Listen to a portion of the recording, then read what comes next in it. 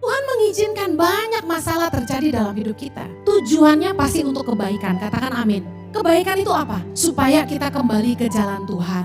Mungkin hubungan kita toksik, mungkin apa yang kita buat itu salah. Tuhan sengaja gagalkan usaha kita supaya kita berhenti dan kembali ke jalan Tuhan. Saya percaya bahwa masalah itu datang bukan selalu karena pencobaan dari si jahat, tapi Tuhan izinkan terjadi untuk menyelamatkan kita dari kejatuhan, dari masalah yang lebih besar yang ada di hadapan. Kami punya salah satu education facility supervisor, seorang Indian ya, orang India.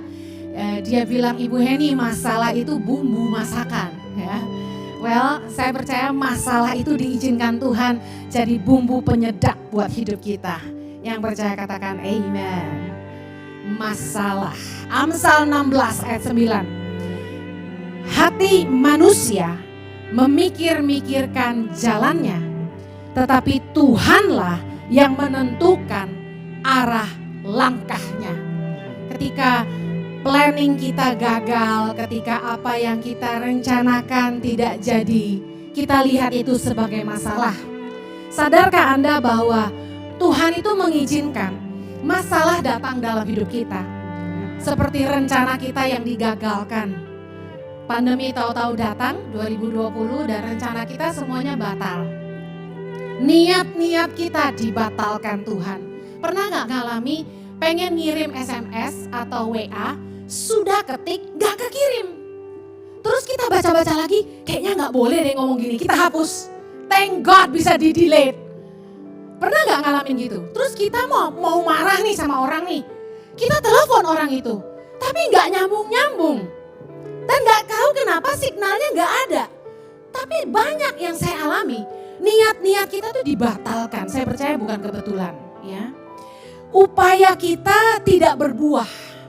Kita udah berusaha, kita udah bayar harga, kita udah investasi. Tapi kok upaya kita gak berbuah? Masalah apa lagi?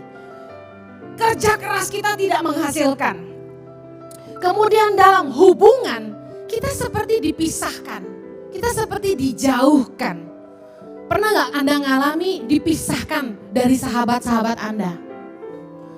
Saya pernah punya best friend waktu kuliah di Australia. Dia itu harus for good ke Indonesia. Aduh sedihnya, hancur hati, kami kayak orang pacaran. Semalam-malaman menangis karena kami harus berpisah gitu. Sedihnya luar biasa dan sejak hari itu saya tidak pernah punya sahabat lagi. Karena cari sahabat tuh susah sekali ya. Dan kami seperti dipisahkan. Kemudian ada hubungan yang toksik yang sebenarnya kita tahu itu salah tapi kita gak bisa berhenti. Kita dimanfaatkan tapi kita gak bisa menghindar. Tapi Tuhan izinkan hubungan kita seperti diputuskan. Rusak, entah apa masalahnya. Orang yang kita kagumi atau orang yang kita harapkan mengecewakan. Orang yang kita sebenarnya kagum sama dia. Tapi entah kenapa Tuhan izinkan orang itu mengecewakan kita. Ada orang yang kita andalkan, tapi justru orang itu yang merendahkan kita. Mempermalukan kita.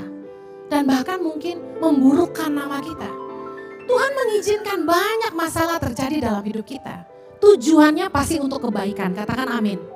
Kalau ujian itu dari Tuhan, saya percaya untuk kebaikan. Kebaikan itu apa? Supaya kita kembali ke jalan Tuhan. Mungkin hubungan kita toksik, mungkin apa yang kita buat itu salah. Kita sudah melanggar hukum. Tuhan sengaja gagalkan usaha kita supaya kita berhenti dan kembali ke jalan Tuhan. Yang kedua, tujuannya supaya kita belajar mengandalkan Tuhan, bukan mengandalkan orang. Supaya kita belajar jadi dewasa. Gak dikit-dikit punya masalah, carinya teman baik, cerita sama dia. Tapi katu kita sendirian, kita gak bisa ngandelin siapa-siapa. Kita larinya sama Tuhan. Kemudian supaya kita tidak jatuh terus dalam dosa. Kadang-kadang itu untuk berhenti berbuat dosa itu sulit. Kita butuh pertolongan Tuhan menjauhkan kita dari orang yang jadi partner kita in Christ. Supaya kita berhenti dimanfaatkan orang. Ada hubungan-hubungan yang dijauhkan sama Tuhan. Karena Tuhan tahu orang itu cuma memanfaatkan kita. Kemudian supaya rencananya yang sempurna jadi dalam hidup kita. Kemudian supaya kita tidak melakukan hal-hal yang tanpa kita sadari dapat mendatangkan kecelakaan atau masalah yang lebih besar bagi hidup kita di masa yang akan datang. Saya dan suami ngalami beberapa kali itu Tuhan meluputkan kami dari membuat keputusan yang keliru untuk menyelamatkan kami dari masalah yang lebih besar di masa yang akan datang. Kami bukan gak pernah bikin salah, berkali-kali kami buat keputusan yang salah. Loh kok bisa? Kan hamba Tuhan, harusnya peka dong sama Tuhan. Kami pernah buat salah, kami percaya sama orang yang salah, kami buat keputusan yang salah. Tapi luar biasanya Tuhan selalu disingkapkan dan selalu dijauhkan. Ada orang yang hampir menjadi leader, tiba-tiba mundur sendiri. Tanpa kami tahu kenapa dia mundur. Ternyata yang kami tidak pernah tahu, selama ini di belakang kami dia berusaha menjatuhkan kami. Kita bisa buat salah. Saya percaya bahwa masalah itu datang bukan selalu karena pencobaan dari si jahat. Tapi Tuhan izinkan terjadi untuk menyelamatkan kita dari kejatuhan, dari masalah yang lebih besar yang ada di hadapan kita. Itu merupakan bukti kasih setia Allah yang luar biasa. Katakan amin. Tahukah Anda bahwa ada keadilan Tuhan yang Tuhan berikan kepada seluruh umat manusia, baik orang percaya maupun tidak percaya. Apa itu? Hati nurani.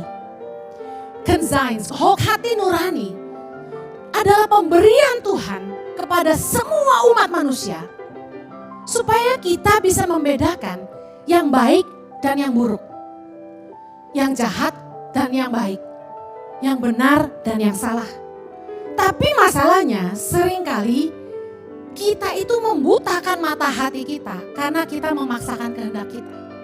Contoh, sudah tahu kalau nipu pasti celaka, melanggar hukum pasti ada hukumnya, pacaran sama orang yang tidak percaya pasti ada masalah yang lebih besar lagi. Kita tahu semua perbuatan itu salah, tapi toh kita tetap lakukan. 1 Timotius 1 ayat 19 bilang gini, beberapa orang telah menolak hati nuraninya yang murni itu, dan karena itu kandaslah iman mereka. Banyak orang yang menulikan telinga hatinya, membutakan mata hatinya, menolak hati nurani yang murni, yaitu suara Tuhan yang membimbing hidupnya, sehingga iman mereka kandas. Nah harusnya waktu ada masalah datang dalam hidup kita, jangan selalu tenging-tenging, dalam nama Yesus aku tolak. Harusnya kita tuh coba datang sama Tuhan. Kita renungkan, apakah ini petunjuk dari Tuhan? Ada dua kemungkinan. Masalah bisa bicara begini kalau dari Tuhan. Yang pertama, bahwa Tuhan tidak mau kita teruskan. You should stop. Kita harus berhenti. Atau Tuhan mau menyatakan mujizatnya dalam hidup kita. Saya akan bahas tentang masalah bisa menjadi pertanda dari Tuhan untuk kita berhenti. Mungkin dalam hidup ini kita salah jalan, atau keputusan yang kita buat itu salah, dan Tuhan ingin menyelamatkan kita dari masalah yang lebih besar ke depan. Saya kasih contoh, ingat Yunus? Yunus itu naik kapal, melarikan diri. Tuhan itu suruh dia pergi kemana? Niniwe, tapi dia kemana? Tarsis. Dia naik kapal ke Tarsis, datanglah badai ke atas kapal itu. Masalah nggak itu? Masalah. Apa yang terjadi? Yunus sadar dia salah, Tuhan izinkan itu terjadi, dia harus nyemplung ke laut supaya yang lain selamat. Akhirnya dia diam di perut ikan paus. Saya mau kasih tahu, saya ini pernah sok heroik. Saya pikir suami saya ajalah yang jadi hamba Tuhan. Saya tak jadi pengusaha gitu. Businesswoman. Saya coba berkarir, saya coba punya bisnis. Saya kasih tahu, orang yang gak taat, ketika dia join bisnis sama orang lain, karena ketidaktaatan dia, seluruh kapal bisa tenggelam. Jangan sampai karena ketidaktaatanmu, kamu membuat keluargamu sinking, tenggelam. Dan kamu merugikan orang-orang yang kamu ajak kerjasama.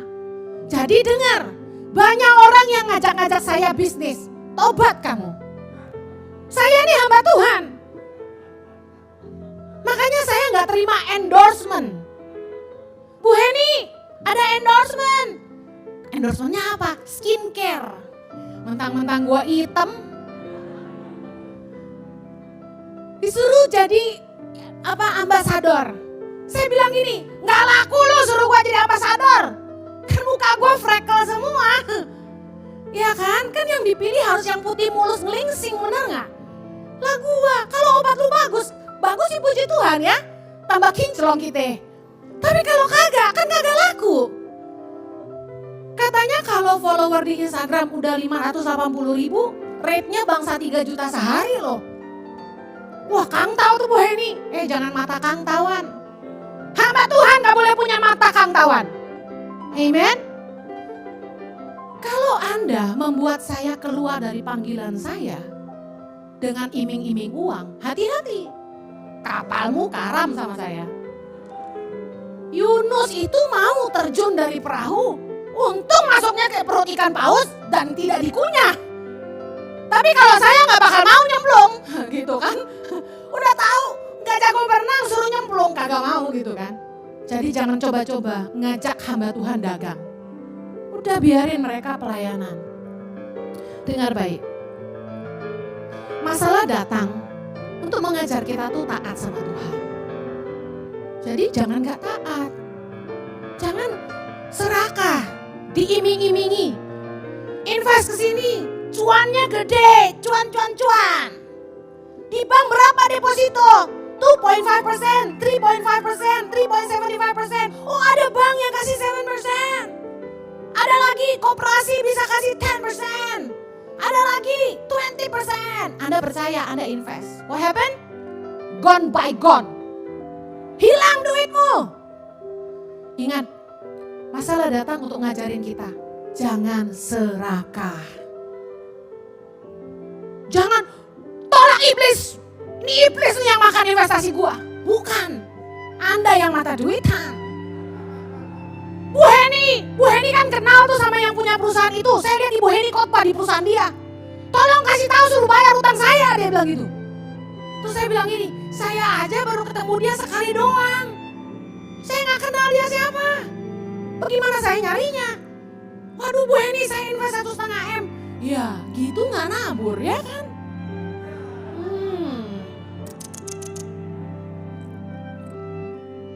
Ada lagi. Tahu kisah Bileam? Bileam itu nabi yang didekati sama Raja Balak. Raja Balak kirim utusannya supaya manggil Bileam datang ke Raja Balak. Untuk apa? Untuk menyumpahi bangsa Israel. Supaya Balak bisa perang lawan Israel dan menang gitu. Nah, Tuhan bilang dalam Bilangan 22 ayat yang ke-12. Lalu berfirmanlah Allah kepada Bileam, janganlah engkau pergi bersama-sama dengan mereka, janganlah engkau mengutuk bangsa itu, sebab mereka telah diberkati.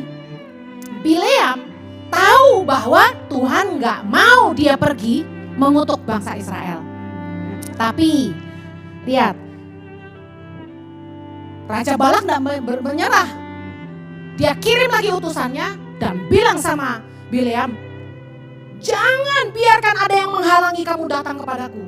Sebab aku akan memberikan upahmu sangat banyak. Dan apapun yang kau minta daripadaku, aku akan mengabulkannya. Datanglah dan serapahlah bangsa itu bagiku. Wah, diiming-imingi duit. Manusia tuh biasanya kalau sama duit, kalah apa menang? Kalah apa menang? Anda yang jawab loh kalah ya. Kita harus jadi umat pemenang, katakan amin. Dengar baik. Tetapi ayat 18 ya. Bileam menjawab kepada pegawai-pegawai Balak. Keren jawabannya. Mari lihat. Sekalipun Balak memberikan kepadaku emas dan perak seistana penuh, aku tidak akan sanggup berbuat sesuatu yang kecil atau yang besar yang melanggar titah Tuhan Allahku. Keren gak jawabannya? Ora mata duitan, ora. Tapi mari kita lihat ayat 19. Oleh sebab itu, baiklah, kamu pun tinggal di sini pada malam ini, supaya aku tahu apakah pula yang akan difirmankan Tuhan kepadaku. Loh, Tuhan sudah berfirman belum sebelumnya? Ayat 12. Sudah, Bileam tahu nggak bahwa Tuhan tidak mengizinkan dia menyumpahi bangsa Israel? Tahu. Ayat 12 tadi kita sudah baca, Tuhan tidak izinin. Tapi apa yang dia lakukan? Sama kayak kita. Kadang kita nih kayak Bileam, sudah tahu salah masih nanya. Bu Eni, boleh cerai nggak? Bu Eni, boleh nggak pacaran sama orang gak seiman? Bu Eni, boleh nggak nyolong dikit-dikit? Bu Eni, boleh nggak lapor pajak? Bu Eni, boleh nggak bayar perpuluhan? Bu Eni, jadi pertanyaannya itu menjebak. Supaya kalau saya ngomong apa, tuh kata Bu Eni juga begitu. Benar nggak? Cari pembenaran diri. Persis nggak kayak Bileam? Udah tahu Tuhan bilang jangan. Tapi dia bilang apa? Sekalipun kamu kasih aku perak emas seistana penuh. Siapa yang ngomong mau kasih lu seistana penuh, ya kan? Berarti itu ekspektasi dia. Aku tidak akan mau, dia bilang. Gak bisa, gak mampu. Tapi coba tinggal dulu satu malam. Siapa tahu Tuhan berubah pikiran. Dengar baik. Akhirnya Bileam tuh hampir mati dibunuh malaikat. Tapi Tuhan membuka mata keledainya untuk menyelamatkan Bileam sampai 3 kali. Keledai lebih peka daripada manusia. Bisa lihat malaikat di depan menghunus pedang mau bunuh si Bileam. Karena dia tetap pergi. Lucu sih, Tuhan ini main-main. Tuhan bilang, ya udah lu mau pergi-pergi.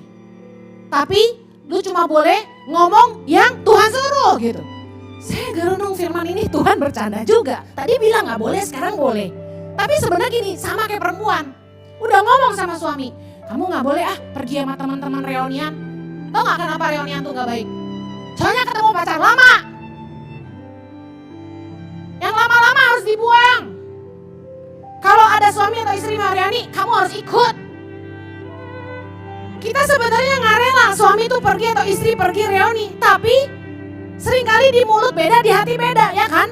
Kita ngomong, ya udah, lu mau pergi. Tuh teman-teman lu udah nungguin, udah pergi dah. Ngerti ya? Sebenarnya kita nggak rela. Nah Tuhan tuh begitu.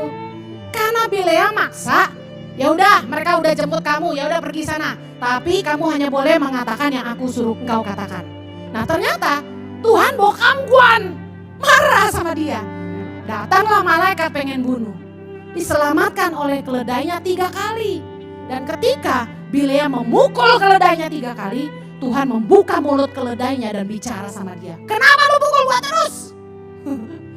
Bayangin Bileam punya keledai bisa ngomong. Makanya kalau kita auban-auban, mokong, dibilangin susah, tar tikus dibikin ngomong. Ya, dengar baik. Masalah datang untuk mengajar kita supaya berhenti melakukan apa yang tidak berkenan kepada Tuhan. Banyak hal-hal yang kita kerjakan, kita tahu sebenarnya Tuhan tuh gak berkenan, tapi kita maksa jalan terus. Keep it going. Akhirnya kita lihat all gone by gone. Waktu hal-hal itu gak terjadi sesuai yang kita inginkan, percayalah bahwa Tuhan tuh punya rencana yang lebih baik. Amin.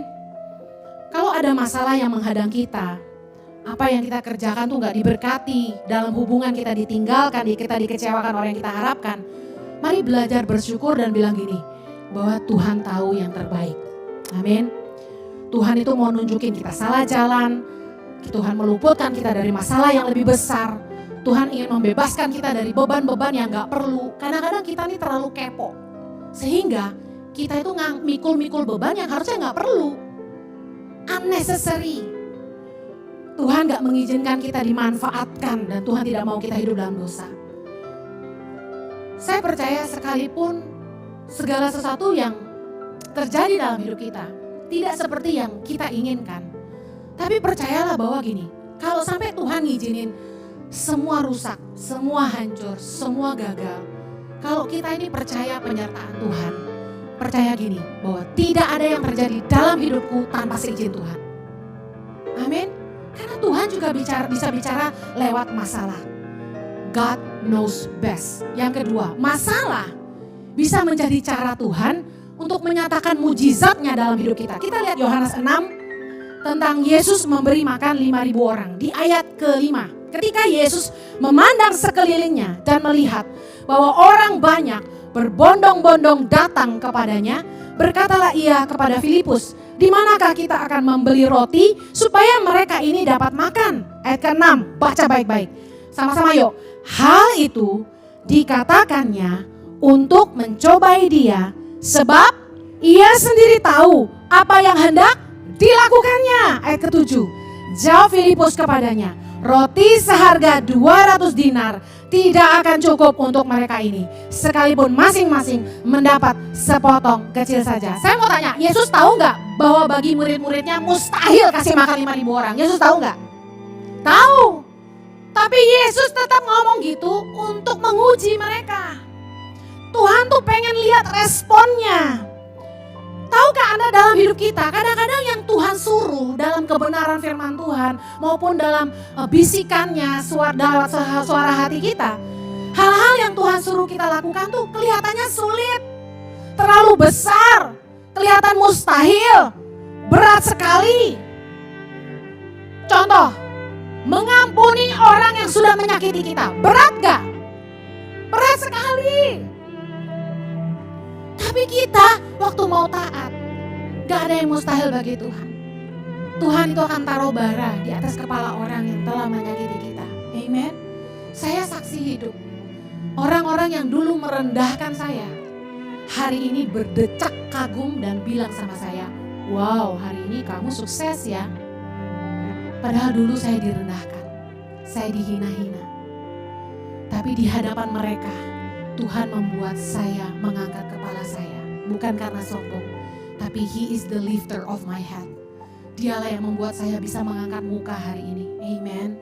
Terhadap orang-orang yang dulu merendahkan saya. Saya percaya demikian juga dengan kita.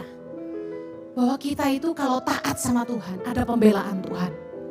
Dengar baik. Waktu Tuhan bilang dalam firman-Nya, sebab Ia sendiri tahu apa yang hendak dilakukannya. Artinya gini, kadang hal-hal yang kelihatannya impossible buat kita lakukan, Tuhan tuh cuma nguji kita. Yang Tuhan mau tuh kita belajar percaya. Percayalah bahwa gak ada yang mustahil bagi Tuhan. Kalau Tuhan suruh, Dia sediakan. Tuhan tahu apa yang Dia mau lakukan dengan hidup kita. Masalahnya kita punya iman gak? Lukas 1 ayat 37, sebab bagi Allah tidak ada yang mustahil. Kak Heni, umur udah 37, jodoh gak datang-datang. Rambut udah mulai ubanan, pipi udah mulai keriputan. Bu Heni gimana? Saya cuma bisa bilang, Tuhan yang tahu apa yang Dia mau lakukan dengan hidupmu. Amen. God knows. Masalah itu bisa jadi cara Tuhan untuk membuat kita tuh belajar berserah. Kadang kita nih sok jadi master of our life. Bikin planning. Habis ini begini, habis ini begitu. Lalu saya harus begini, lalu mantu saya harus begitu. Kita yang nentuin arah hidup kita. Padahal masalah Tuhan izinkan terjadi supaya gini, kita balik lagi sama Sang Pencipta. Tuhan, apa yang Kau mau dengan hidupku? Saudara, memilih antara popularitas, crowd, keramaian, dan panggilan Tuhan, itu sangat sulit.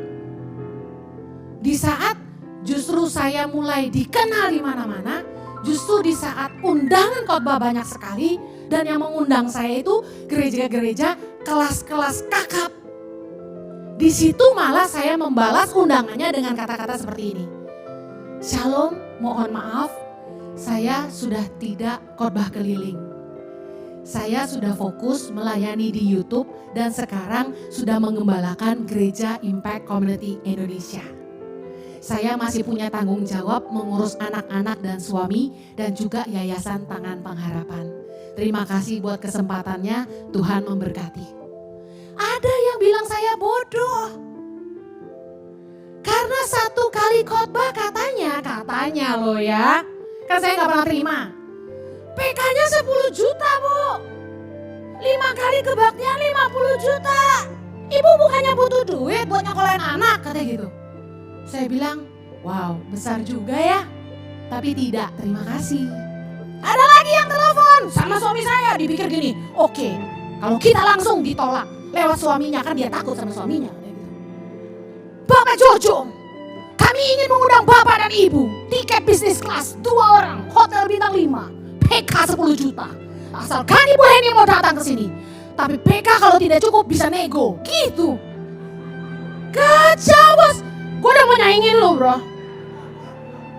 Kalau Yesua punya manajer karena dia kan punya band sekuler. Kalau kita kan hamba Tuhan gak punya price tag. Betul gak? Mana boleh kita jualan firman ngaco loh. Bisa gak keluar nih di mimbar? Hello gitu doang. Saya bilang enggak, terima kasih. Anda tahu, saya bukan orang kaya, saya bukan gak butuh duit. Tapi saya tahu panggilan Tuhan. Saya tahu apa yang Tuhan mau untuk saya. Hidup ini ada musimnya. Saya bentar lagi 45 loh. Masih mau khotbah keliling? Udah cukup. Tuhan udah bangun sejauh ini. YouTube buat saya itu penyediaan Tuhan. Saya lihat buahnya. Bahwa firman Tuhan itu menjangkau, melampaui batas tembok gereja, melampaui kota, melampaui denominasi, melampaui negara, menjangkau melampaui agama. Jiwa-jiwa dituai, hidup-hidup dipulihkan. Ici baptis jiwa-jiwa tiap bulan, kemuliaan buat Tuhan. Amen. Bukan karena saya hebat. Saya ini kalau khotbah mengandalkan Tuhan banget, bingung mau ngomong apa. Modal berani aja. Dengar baik, saya tuh kalau nyiapin firman buat di ICI setiap minggu, saya tuh bisa ngupas ayat tuh 3 hari, 4 hari. Saya baca, saya ketik, saya baca, saya ketik, saya ulang. Sampai tadi pagi masih berubah. Sampai yang bikin PPT ini bilang gini, Mama ini final ya. Karena berubah terus. Saya kayak orang mau ujian gitu loh. Saya baca terus. Saya harus bisa menyampaikan ini yang terbaik. Dengar baik. Kalau Anda lihat masalah di hadapanmu, belajar ngerti bahwa Tuhan itu mau kita belajar berserah. Udah bukan ngikutin maunya kita. Yang mau katakan amin. Dengar, kita ini cuma bisa melihat sejauh mata kita memandang. Tapi Tuhan yang maha tahu. Dia pencipta hidup kita. Dia yang melihat ujung dari hidup kita. Amin. Kalau ada masalah menghadang, Tuhan itu mau tunjukkan 2 hal. Bahwa kita harus berhenti, bahwa kita salah arah. Atau kedua, Tuhan mau bikin mujizatnya dalam hidup kita. Waktu Tuhan suruh saya dan Pak Jojo, ayo kasih makan anak-anak di seluruh Indonesia. Saya bilang sama suami saya, rem, 5.000 aja, stop. Asrama 3 aja waktu itu udah bikin sakit kepala.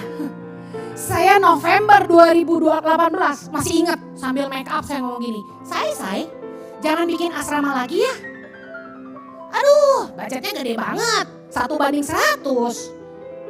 Tahu nggak Jo, kita tuh ngurusin anak asrama dari mulai kapas sampai tosoplas, dari mulai sakit sampai sakit hati, capek.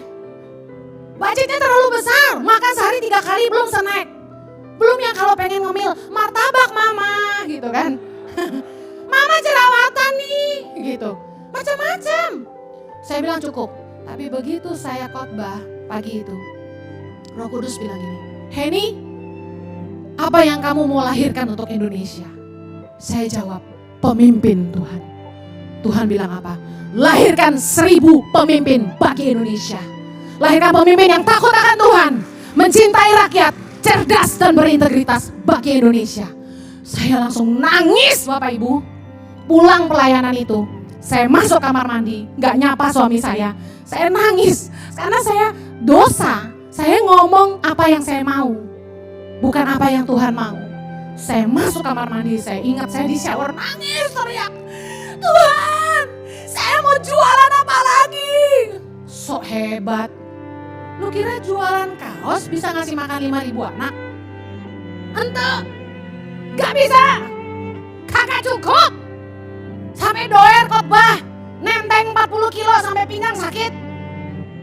Gak cukup bos. Sedih gak? Saya kasih tahu, sok banget sih kita ini kadang-kadang. Sok ngatur hidup kita, sok pikir kita yang bisa. Tadi Yesus bilang, bukan karena kuatku tapi karena rohmu. Masalah tuh datang buat menyadarkan kita, Tuhan sanggup melakukan yang Dia mau dalam hidupmu. Katakan amin. Mari belajar serahkan hidup kita sama Tuhan. Kalau ada masalah, ini aja prinsipnya, saya tutup. Matius 6:33. Carilah dahulu kerajaan Allah dan kebenarannya, maka semuanya ditambahkan. Pegang ini baik-baik kalau ada masalah. Tetap lakukan segala sesuatu sesuai kebenaran firman Tuhan. Jangan sampai kita maksain kehendak kita sendiri sampai kita menghalalkan segala cara. Selama kita hidup dalam kebenaran akan ada pembelaan dan campur tangan Tuhan. Yang kedua, kalau ada masalah, tanya apa sih yang jadi kehendak Tuhan. Kerajaan Allah bicara soal kehendak Allah paling penting dalam hidup kita. Tanya Tuhan, apa yang kau mau? Apakah aku harus berhenti? Apakah aku harus lurus? Atau ke kanan dan ke kiri? Ayub 23 ayat 10. Karena Ia tahu jalan hidupku. Seandainya Ia menguji aku akan timbul seperti emas. Percayalah bahwa Tuhan yang tahu jalan hidup kita. Amin. Saya berdoa ketika Tuhan menguji Anda juga akan timbul seperti emas.